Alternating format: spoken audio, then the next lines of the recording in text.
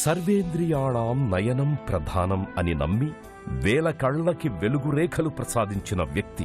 వైద్యో నారాయణో హరిహి అనే ఆర్షవాక్యానికి మరో పేరుగా నిలిచిన శక్తి. నేత్రవైద్యానికి కొత్త రూపునిచ్చిన నడిచే నాయకుడు. లక్షలాది జనాలకు కంటిచూపునందించిన సేవా తత్పరాయణుడు.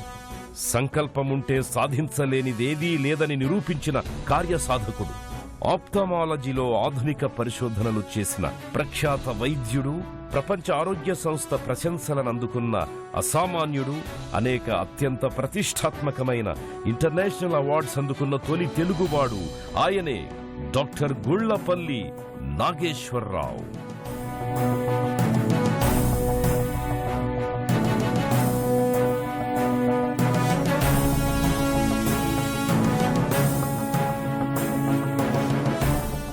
పుట్టింది కృష్ణా జిల్లాలో చోడవరం అనే గ్రామం. విజయవాడకు దగ్గర 10-12 కిలోమీటర్ల దూరంలో ఉంటుంది, కృష్ణానది ఒడ్డున. అది మా అమ్మగారు ఊరు. మా తాతగారు కోడిమూడి రాఘవయ్య గారు అని ఆ రోజుల్లో కాంగ్రెస్ నాయకుడు. ఆయన జైలుకి వెళ్ళారు స్వాతంత్రం కోసం. అటువంటి కుటుంబంలో పుట్టాను. మా నాన్నగారిదేమో విజయవాడ దగ్గర గోడవర్ అనే ఒక గ్రామంలో ఆయనది. నేను చదువుకున్నదేమో మా మేనమామ గారి ఇంట్లో ఈడుపుగల్లు అనే గ్రామంలో చదివాను మొదట 8వ తరగతి వరకు. దాని తర్వాత గుంటూరు వచ్చాను. అప్పటికి మా నాన్నగారు గుంటూరులో ఆఫ్థల్మాలజిస్ట్గా ప్రాక్టీస్ మొదలుపెట్టారు. సో నేను గుంటూరు వచ్చి ఇక అప్పటి నుంచి నా MBBS పూర్తయ్యే వరకు గుంటూరులో ఉన్నాను. దాని తర్వాత పోస్ట్ గ్రాడ్యుయేషన్ చేయడానికి ఢిల్లీ ఆల్ ఇండియా ఇన్స్టిట్యూట్కి వెళ్ళాను. అక్కడ 4 సంవత్సరాలు ఉన్నాను. దాని తర్వాత 12 సంవత్సరాలు అమెరికా. మా సతీమణి పేరు ప్రతిభారావు. మా పిల్లలిద్దరూ, ఒక అమ్మాయి ఒక అబ్బాయి. అబ్బాయి పెద్దవాడు. వాళ్ళిద్దరూ అమెరికాలో ఉంటారు.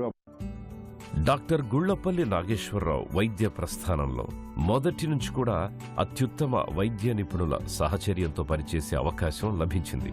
ఢిల్లీలోని ఎయిమ్స్లో, అమెరికాలోనూ ఉత్తమ గురువుల సాంగత్యంలో సుశిక్షితులయ్యారు. గురువుల బోధనలో వివిధ రంగాల ప్రముఖులతో ఏర్పడ్డ పరిచయాలతో కంటి గురించే కాదు, జీవితం గురించి కూడా ఔపోసన పట్టారు GN రావు. 1974లో అమెరికాకు వెళ్లిన డాక్టర్ రావు దంపతులకు ఎప్పుడెప్పుడు భారత్కు వెనక్కి వచ్చేద్దామా అన్నట్లే ఉండేది. 1981-82లో అమెరికా నుంచి భారత్కు తిరిగి రావడంపై డాక్టర్ GN రావు దంపతులు చర్చించుకున్నారు. 1986లో వెళదామని నిర్ణయించుకున్నారు. సతీమణి ప్రతిభ ప్రోత్సాహంతోనే తాను ఇండియాకు తిరిగి రావాలన్న ఆకాంక్ష కార్యరూపం దాల్చిందని ఆయన చెబుతుంటారు. ఈ క్రమంలో అప్పటి ముఖ్యమంత్రి ఎన్టీ రామారావు గారికి ఇదే విషయంపై లేఖ రాస్తే 15 రోజుల్లోనే ఎన్టీఆర్ నుంచి GN రావుకు సమాధానం వచ్చింది.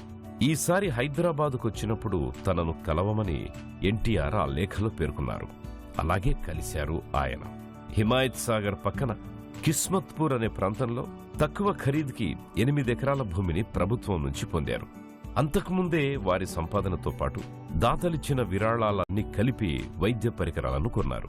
బ్యాంకు దగ్గర అప్పు తీసుకుని వైద్య సంస్థ నిర్మాణం చెయ్యాలని అనుకున్నారు. హైదరాబాద్ ఐ ఇన్స్టిట్యూట్ ట్రస్ట్ అని పేరు కూడా పెట్టాలనుకున్నారు. ఈ క్రమంలో వారు అమెరికాలో ఉండగానే 1985 జూలై, ఆగస్టుల్లో ప్రముఖ కార్డియోథొరాసిక్ సర్జన్ ముళ్లపూడి వెంకటరత్నం నుంచి పిలుపొచ్చింది. ఇక్కడికి వచ్చే ముందు, 1 సంవత్సరం ముందు మాకు రమేష్ ప్రసాద్ గారు, LV ప్రసాద్ గారి అబ్బాయి, ఆయన అమెరికాలో ముళ్లపూడి వెంకటరత్నం గారిని ఇక్కడ ముళ్లపూరి కార్డియాక్ సెంటర్ ఉంది హైదరాబాద్లో. ఆ వెంకటరత్నం గారి ఇంటికి వచ్చారు. వెంకటరత్న గారు నాకు బాగా తెలుసు. ఆయన నన్ను పిలిచి పరిచయం చేశారు ఫోన్ మీద. సో ఆ సంభాషణలో ఏం తేలిందంటే, అప్పుడు వారికి ఏక్ దుజే కేలియే అనే ఒక సినిమాలో చాలా లాభం వచ్చింది. ఆ డబ్బు ఏదైనా మంచి ఆరోగ్యానికి సంబంధించిన సంస్థకి దానం చేయాలని అనుకుంటున్నామని వారు చెప్పారు. నా ఆలోచనలు ఏంటి, మా ప్లాన్ ఏంటి, ఇదంతా మేము గురించి చెప్పాను రమేష్ ప్రసాద్ గారికి. తర్వాత ఒక 6 నెలల తర్వాత నేను ఇండియా వస్తే అప్పుడు వెళ్ళి వారిని అందరినీ, ఆయన్ని, ప్రసాద్ గారిని, రమేష్ గారిని ఇద్దరిని కలిశాను మెడ్రాస్లో. అప్పుడు వారు చెప్పారు, మేము నిర్ణయించుకున్నాం మా సహాయం మీకు ఇద్దామని. సో ఆ పెద్ద విరాళం ఇచ్చారు కాబట్టి మా బోర్డు అంతా కలిసి మేము నిర్ణయించుకున్నాం ఈ ఇన్స్టిట్యూట్ పేరు వారి పేరు పెడదామని. అట్లా వచ్చింది LV ప్రసాద్ ఐ ఇన్స్టిట్యూట్ అని. మొట్టమొదటి పెట్టేటప్పుడు ఎంత పెద్దదవుతుందని కానీ మన ద్వారా ఎంతమందికి సేవలు అందించగలుగుతామని కానీ మారుమూల కుగ్రామాలకి గిరిజన ప్రాంతాలకు కూడా వెళ్ళగలుగుతామని కానీ ఎప్పుడు అనుకోలేదు. అదంతా చేయగలిగినందుకు ఎంతో సంతృప్తిగా ఉంటుంది. ఒకటేమో విద్యా సంస్థల ద్వారా నేర్చుకున్నది, రెండోదేమో విద్యా సంస్థలు కాకుండా పరిచయాలతో ఇన్ఫార్మల్ ఎడ్యుకేషన్ ద్వారా ఇంకా ఎంతో నేర్చుకున్నాను. ముందు నుంచి ప్రణాళికాబద్ధంగా ముందుకెళ్లడంలో సంస్థ స్థాపనలో పెద్దగా ఇబ్బందులేమీ ఎదురుకాలేదు. కానీ విలువలతో కూడిన మానవ వనరులను సమకూర్చుకోవడం మాత్రం పెద్ద సవాలుగా పరిణమించింది. అయినా మొక్కవోని దీక్షతో అన్నింటినీ అధిగమించారు. ఆసుపత్రిలోనూ క్రమశిక్షణకు ప్రాధాన్యతనిచ్చారు. వైద్యుల అపాయింట్మెంట్ కోసం రోగులు ముందుగా అపాయింట్మెంట్ తీసుకోవడం, అందుకోసం ప్రత్యేక వేళలు, ప్రాంగణం మొత్తం ధూమపానం నిషేధం ఇలాంటివి అమలు చేశారు. మొదట ఈ అపాయింట్మెంట్లు, ధూమపాన నిషేధాల వంటివి మన దగ్గర చెల్లుబాటు అవుతాయా అనే సందేహాలు పలువురు వ్యక్తం చేసినా ఎందుకు అమలు కాదో చూద్దామని జిఎన్ రావు వాటిని మొండిగా అమలు చేశారు. దేశవ్యాప్తంగా నైపుణ్యమున్న వైద్యులందరినీ ఇక్కడికి ఆహ్వానించారు. పరిశోధనలపై మొగ్గు చూపే యువతరాన్ని ఎంపిక చేసుకున్నారు. కష్టపడి పనిచేయడానికి అవకాశమిచ్చారు. ప్రపంచంలోనే నేత్ర వైద్య నిపుణులుగా పేరు ప్రఖ్యాతులు సంపాదించారు. అటువంటి వారి వల్లనే సంస్థ కూడా ఇంతగా ఎదిగింది. ఆ వ్యవస్థ అలా క్రమశిక్షణతో కొనసాగడం వల్లనే ఈరోజు ఇంతగా ఎదగడానికి పునాది బలంగా పడింది. దేశంలోని ఇతర రాష్ట్రాలతో పాటు ప్రపంచ దేశాల నుంచి కూడా కంటి చికిత్సల కోసం రోగులు హైదరాబాదులోని ప్రధాన ఆసుపత్రికి వస్తుంటారు. ఎల్వి ప్రసాద్ నేత్ర వైద్యశాల సేవల విధానం ఒక పిరమిడ్ మాదిరిగా ఉంటుంది. అదెలా అంటే క్షేత్రస్థాయిలో ప్రాథమిక నేత్ర వైద్యం, ద్వితీయ శ్రేణి, తృతీయ శ్రేణి, అన్నింటికంటే పైన హైదరాబాదులోని కేంద్రంలో సేవలందుతుంటాయి. హైదరాబాద్లోని ఎల్వి ప్రసాద్ నేత్ర వైద్య విజ్ఞాన సంస్థలో ప్రపంచంలోని ఏ దేశంలో, ఏ కేంద్రంలో ఏ నేత్ర వైద్యం అందుబాటులో ఉన్నా అది ఇక్కడ లభిస్తూ ఉండడం విశేషం. ప్రాథమిక నేత్ర వైద్యం ద్వితీయ శ్రేణి, తృతీయ శ్రేణి పైన అన్నిటికంటే పైన ఇక్కడ జరుగుతుంది హైదరాబాద్లో.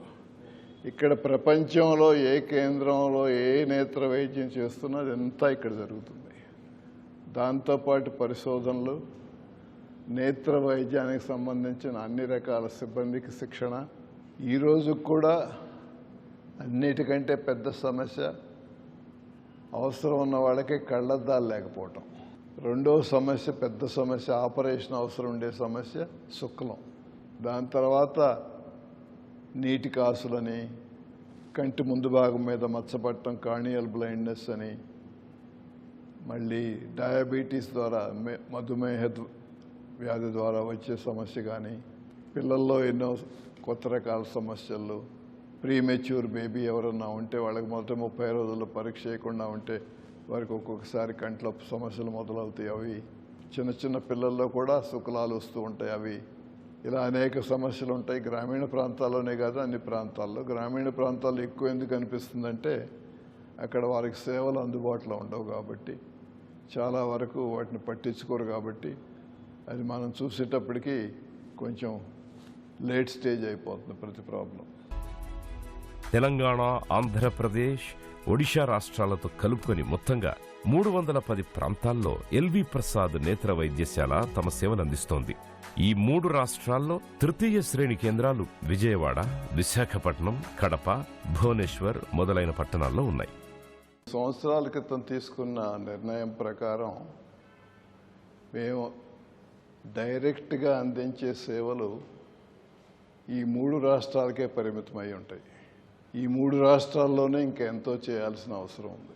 ఇక్కడే ఎటువంటి ప్రాంతాల్లో మేము కొత్త కేంద్రాలు స్థాపించడం అవసరం ఉంది అనుకుంటే, సరైన సహకారం లభిస్తే ఇంకా ఎక్కువ కేంద్రాలు స్థాపిస్తూనే ఉంటాం. వచ్చే 3-4 సంవత్సరాల్లో ద్వితీయ శ్రేణి కేంద్రాలు కృష్ణా జిల్లా, పశ్చిమ గోదావరి జిల్లా, ఈ 2 జిల్లాల్లో స్థాపించే అవకాశం ఉంది. ఇంకా చాలా మందితో సంభాషణ నడుస్తూ ఉంది. ఏమేమి చేయొచ్చు ఒరిస్సాలో, ఏమేమి చేయొచ్చు తెలంగాణలో అని. అవి కూడా దృష్టిలో పెట్టుకుని మేము ఇంకొక బహుశా వచ్చే 3 సంవత్సరాల్లో ఇంకొక 8 కొత్త కేంద్రాలు ప్రారంభించే అవకాశం ఉంది.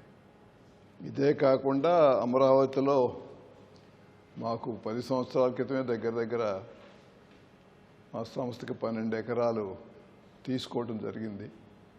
అక్కడ ఏం చేయాలి, ఎలా చేయాలి అనేది ప్రస్తుతం ఆలోచిస్తున్నాం. అక్కడ కూడా పెద్ద తృతీయ శ్రేణి కేంద్రం స్థాపించే అవకాశం ఉంది వచ్చే 3-4 సంవత్సరాల్లో.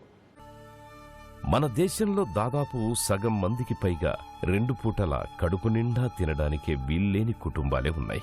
వారు ఇక వైద్యానికి ఎలా ఖర్చు పెట్టగలరు? ఈ ఆలోచనతోనే కంటి సమస్యతో ఎల్వి ప్రసాద్కు ఎవరొచ్చినా వారికి పూర్తి స్థాయి చికిత్సను అందించాలని నిర్ణయించారు. వారు డబ్బులు ఇచ్చినా ఇవ్వకపోయినా కూడా ఇక్కడ కనీసం 50% మందికి ఉచిత వైద్యాన్ని అందిస్తున్నారు. ఇక్కడ 2 విధానాలను ఓపీలో రోగుల కోసం అమలు చేస్తుంటారు. ఉచిత చికిత్సా ప్రదేశానికి ఎవరు వెళ్లినా వారిని మరో ప్రశ్న అడగకుండా పూర్తి చికిత్సలను ఉచితంగానే అందిస్తారు. గడిచిన 37 సంవత్సరాల్లో మొత్తంగా సుమారు 54% మందికి ఉచితంగా సేవలందించగలగడం వారి చిత్తశుద్ధికి అద్దం పడుతోంది. డబ్బు కట్టినా కట్టకపోయినా చికిత్స విషయంలో అందరూ ఒక్కటే అన్నది ఎల్వి ప్రసాద్ ఆసుపత్రి ప్రధాన సూత్రం. ఈ ఆసుపత్రిలో శుక్లం, హ్రస్వదృష్టి, దూరదృష్టి సమస్యలు, గ్లకోమా అంటే నీటికాసులు, కార్నియాపై తెల్లమచ్చలు, మధుమేహం కారణంగా రెటినోపతి, నెలలు నిండకుండా పుట్టిన పిల్లల్లోనూ రెటినోపతి, కంటి క్యాన్సర్ తదితర సమస్యలన్నింటికీ సమగ్ర చికిత్సలు ఇక్కడ అందుబాటులో ఉన్నాయి. ఎల్వి ప్రసాద్ ఐ ఇన్స్టిట్యూట్లో చికిత్స కోసం ఇప్పటి వరకు ప్రత్యక్షంగా దాదాపు 3 కోట్ల హాస్పిటల్ విజిట్స్ జరిగాయి. ఇవి కాకుండా సుమారు 2 కోట్ల మందికి వారి ఇంటికే వెళ్లి అవసరమైన పరీక్షలు అందించారు. పరోక్షంగా సుమారు 30,000 మంది అన్ని శ్రేణుల సిబ్బందికి నేత్ర వైద్యంలో శిక్షణను ఇచ్చారు. ఎల్వి ప్రసాద్ సంస్థలో మొత్తం 3,000 మంది సిబ్బంది పనిచేస్తున్నారు. రోజుకు 6,000 మంది ఇక్కడికి వస్తుంటారు. 600 వరకు సర్జరీలు జరుగుతుంటాయి. ఎల్వి ప్రసాద్ కంటి ఆసుపత్రిలో శిక్షణ పొందిన నిపుణులు ఇప్పుడు ప్రపంచంలో అనేక వెనుకబడ్డ దేశాల్లోనూ తమ సేవలందిస్తున్నారు. ఇప్పటి వరకు ప్రత్యక్షంగా మాకు దగ్గర 3 కోట్ల హాస్పిటల్ విజిట్స్ జరిగినాయి. ఇదే కాకుండా ఇంకొక 1.5-2 కోట్ల మందికి వారి ఇంటికే వెళ్ళి హౌస్ టు హౌస్ సర్వీస్ ద్వారా వాళ్ళకి పరీక్షలు నిర్వహించాం. పరోక్షంగా మేము దగ్గర ప్రపంచవ్యాప్తంగా సుమారు 20,000 మందికి అన్ని రకాల నేత్ర వైద్యానికి సంబంధించిన అన్ని శ్రేణుల సిబ్బందికి శిక్షణ ఇచ్చాం. ఆ శిక్షణ ద్వారా బహుశా ఇన్ఫ్లుయెన్స్ ఎంత ఉంటుందో మాది అంటే 100 కోట్ల మీద ఉండొచ్చు, ఇంకా ఎక్కువ కూడా ఉండొచ్చు. ఎందుకంటే మా దగ్గర శిక్షణ పొందిన వాళ్ళు ఇప్పుడు ప్రపంచంలో వెనకబడిన దేశాల్లో ప్రతి దేశంలో ఉన్నారు. వాళ్ళు వెనక్కి వెళ్ళి ఆ దేశంలో పరిస్థితి మార్చిన స్థితి కూడా చాలా చోట్ల ఉంది. హ్రస్వదృష్టి మయోఫియా అనేది భవిష్యత్తులో అతి పెద్ద సమస్యగా రూపుదాల్చనుంది. దీన్ని గనుక పట్టించుకోకపోతే 2050 నాటికి ప్రతి 2 ఒకరికి మయోఫియా ఉంటుంది అని ప్రపంచ ఆరోగ్య సంస్థ అంచనా. ఒక్క కళ్లద్దాల దగ్గరే ఇది ఆగిపోదు. 10% మందికి రెటినా సమస్యలు కూడా రావచ్చు. చిన్నప్పుడు దూరపు చూపు చూడలేకపోవడం, ఎప్పుడు దగ్గర చూపునే చూడడం ప్రధాన కారణం. దీనిపై పరిశోధనలు కొనసాగిస్తున్నారు. వృద్ధుల్లో నేత్ర వైద్యంపై ప్రత్యేక విభాగాలను నెలకొల్పారు. ఆసుపత్రి వరకు రాలేని వారి కోసం ఇంటి వద్దకే వెళ్లి పరీక్షలు నిర్వహించే విధానాన్ని రూపొందిస్తున్నారు. టెలిమెడిసిన్ కూడా కొనసాగుతోంది. మొత్తం కార్నియా మార్చకుండా పైపొర ఉపకరణాలను మార్చడం వల్ల ప్రయోజనాలపై పరిశోధనలు చేస్తున్నారు. మానసిక ఆరోగ్యానికి కంటి ఆరోగ్యానికి మధ్య కూడా సంబంధం ఉంటుంది. దీనిపైన పరిశోధనలు నిర్వహిస్తున్నారు. స్టెమ్ సెల్ చికిత్స, జీన్ థెరపీ, ఇన్ఫెక్షన్ వ్యాధులు, చిన్నపిల్లల్లో కంటి సమస్యలు, కంటి క్యాన్సర్లు వంటి వాటిపై ఇక్కడ పరిశోధనలు కొనసాగుతున్నాయి. ఈ పరిశోధనల కోసం ఏడాదికి 10-14% వరకు ఎల్వి ప్రసాద్ ఆసుపత్రి ఖర్చు పెడుతోంది. నేత్ర వైద్యంలో పరిశోధనలపై ఇంత భారీగా నిధులు ఖర్చు పెట్టే సంస్థ దేశంలో మరొకటి లేకపోవడం విశేషం. నేత్ర వైద్య పరిశోధనల్లో దేశంలోనే ఎల్వి ప్రసాద్ గత 5-6 ఏళ్లుగా మొదటి స్థానంలో నిలుస్తూ ఉండగా ప్రపంచంలో 5-6వ స్థానాల్లో కొనసాగుతోంది. కంటి వైద్యంలో ఆర్టిఫిషియల్ ఇంటెలిజెన్స్ని ఎలా వాడుకోవాలి అనే దానిపైన పరిశోధనలు జరుగుతున్నాయి. అత్యాధునిక సాంకేతిక పరికరాలను కూడా తక్కువ ఖరీదులో అందుబాటులోకి తీసుకురావాలి అన్న కోణంలోనూ పరిశోధనలు జరుగుతున్నాయి. ప్రపంచవ్యాప్తంగా కూడా అనేక మార్పులు వస్తున్నాయి. స్టెమ్ సెల్ అని దాని ద్వారా జరిగింది కార్నియల్ గ్రాఫ్టింగ్ అవసరం తగ్గించేటట్టు. కార్నియల్ గ్రాఫ్టింగ్ కొన్ని సమస్యల్లో పనిచేయదు, ఆ పనిచేయని సమస్యల్లో కూడా స్టెమ్ సెల్ థెరపీతో ఎలా చేయొచ్చు అనేది. ఇప్పుడు అదే స్టెమ్ సెల్ ట్రీట్మెంటు రెటీనా సమస్యలకు ఎలా వాడుకోవచ్చు అనే పరిశోధన జరుగుతుంది మా దగ్గర. మూడవది అనేక రకాలైన కంటి ఇన్ఫెక్షన్స్ మీద ఎంతో పరిశోధన జరిగినాయి. దాని ద్వారా కూడా కొత్త కొత్త సమస్యలు కనుక్కున్నాం. ఆ సమస్యలకి పరిష్కారం ఏంటనేది కనుక్కున్నాం. కొత్త కొత్త సర్జికల్ టెక్నిక్స్ కొన్ని మా వాళ్ళు పరిశోధన ద్వారా బయటకు తీసుకొచ్చారు. అది చాలామంది వాడుతున్నారు ప్రపంచవ్యాప్తంగా. చిన్నపిల్లల్లో సమస్యల్లో అనేక సమస్యల మీద కూడా పరిశోధనలు జరిగినాయి. కంట్లో మన దేశంలో కంటి క్యాన్సర్ ప్రపంచంలో అన్ని దేశాల కంటే ఎక్కువ, ముఖ్యంగా చిన్నపిల్లల్లో రెటినోబ్లాస్టోమా అని. దాని మీద కూడా ఎంతో పరిశోధనలు చేశాం. దానికి సంబంధించిన దాన్ని బాగా అర్థం చేసుకోవటంలో రెండోదేమో వాటికి కొత్త కొత్త వైద్యాలు అందుబాటులోకి తీసుకురావడం, దీంట్లో కూడా మా వాళ్ళు చాలా కృషి చేశారు. ప్రపంచంలో అన్ని దేశాల కంటే మన దేశంలో కార్నియల్ బ్లైండ్నెస్ ఎక్కువ. అంటే ముందున్న కంటి తెర మీద తెల్లని మచ్చ రావడం, మచ్చ వస్తే చూపు మందగించడం జరుగుతుంది.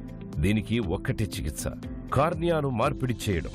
ఎవరైనా నేత్రదానం చేస్తే అందులో నుంచి కార్నియా తీసుకుని దీంతో మార్పిడి చేస్తారు. ఇందులోనూ మన దేశం చాలా ఏళ్లుగా వెనకబడి ఉంది. దీని నుంచి బయటపడాలి అంటే సంవత్సరానికి 1 లక్ష నుంచి 1.5 లక్షల కార్నియా మార్పిడి ఆపరేషన్లు చేయాలి. ఈ రోజు కూడా దేశవ్యాప్తంగా 20 నుంచి 25 వేల కంటే ఎక్కువగా ఈ సర్జరీలు చేయలేకపోతున్నారు. ఎల్వి ప్రసాద్ ఆసుపత్రి దీని గురించి 1989లోనే ఆలోచన చేసింది. మన దగ్గర ఎవరు నేత్రదానం చేయరని కొందరు చెప్పినా కూడా వినకుండా అమెరికాలోని international federation of I bank సహకారంతో హైదరాబాద్లో ఐ బ్యాంకును ఏర్పాటు చేశారు. ఎవరైనా చనిపోతే వారి కుటుంబ సభ్యులతో మాట్లాడి వారిని ఒప్పించి నేత్రదానం జరిగేటట్టుగా విస్తృత చర్యలు చేపట్టారు.